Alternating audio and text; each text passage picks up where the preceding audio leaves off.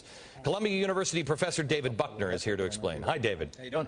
Well, I'm good. I don't think I could design a taking down of this country any better than the people.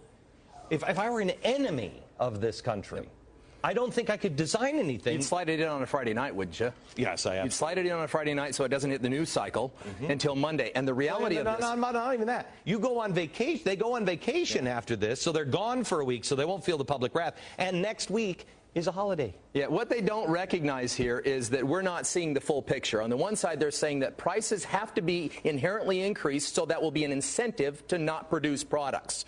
On the other side, they're saying it's not going to cost us anything. How can you have the very thrust of this legislation is based upon the fact you're going to raise prices so that people won't produce and create greenhouse emissions. On the flip side of it, they're saying, but it won't cost you anything. It can't be. If it doesn't cost anything, it loses the thrust of the legislation. And so the arguments on both sides are intellectually and economically dishonest. So I have to tell you, it's not an environmental plan. It can't be. We don't even know whether it can ever resolve that. And not only that, for America to say we can solve the global changes. Well, so the president said that we have to act first, that China and India, we can't go to, where is it, Copenhagen in December, and we can't convince them to do it. Why? So we're going to take the cost on us, is what he's saying, and everybody will follow. They won't. Here's what they'll do. You saw when our labor costs went up. We increased minimum wage. Labor unions exercised their right to petition for greater salaries, and they got them. What happened? Labor left America. It went to China and India. India and China aren't raising their labor costs. They're not running around going, you're right, we need to give more money to our people. They're going to take the markets. There is no way in which the increasing costs in America will ever remain, will keep us productive and keep us competitive. It will shift our production overseas. This is an exportation of labor. If I look at this, I mean, I just heard the governor of Virginia talk about this, and he said, well, we have to get this passed as a nation, but we could never pass it just as a state because that would hurt us competitively and we'd lose business here.